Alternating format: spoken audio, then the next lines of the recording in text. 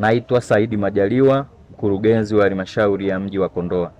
Nipende kuchukua fursa hii kuungana na Daktari Samia Suluhu Hassan, Rais wa Jamhuri ya Muungano wa Tanzania, kuwatakia heri ya Krismasi na mwaka mpya wananchi wenzangu wa halmashauri ya mji wa Kondoa.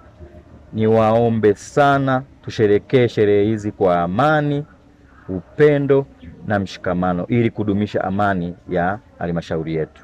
Sisi kama watumishi wa halmashauri ya mji wa Kondoa na mimi kama mwakilishi wao, nipende kuhakikishia wananchi wa halmashauri ya mji wa Kondoa tutaendelea kuwahudumia kwa unyenyekevu mkubwa kama maelekezo ya viongozi wetu, akiwepo Mheshimiwa Rais Dr. Samia Suluhu Hassan, Mheshimiwa Waziri wetu wa TAMISEMI Riziki Shemdoe, na Mheshimiwa Mkuu wa Mkoa wetu Rosemary Stakson Nyamule, na DC wetu dada yangu Fatuma Almasi Nyangaza. Tutaendelea kuwahudumia bila kuchoka kwa unyenyekevu mkubwa ili adhima ya viongozi wetu hawa iweze kukamilika.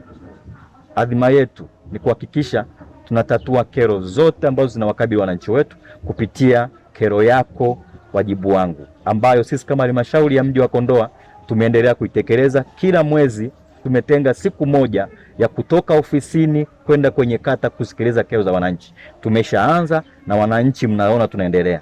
Ratiba tutaitoa kuhakikisha kila mwananchi katika eneo lake tunamfikia ambaye ana uwezo wa kufika halmashauri ya mji wa Kondoa.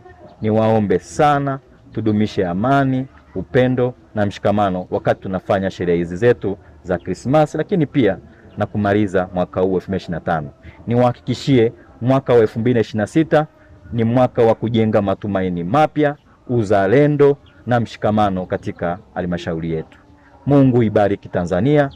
Mungu ibariki halmashauri yetu ya mji wa Kondoa. Na sisi halmashauri ya mji wa Kondoa tunasema tunaendelea mbele kwa umoja.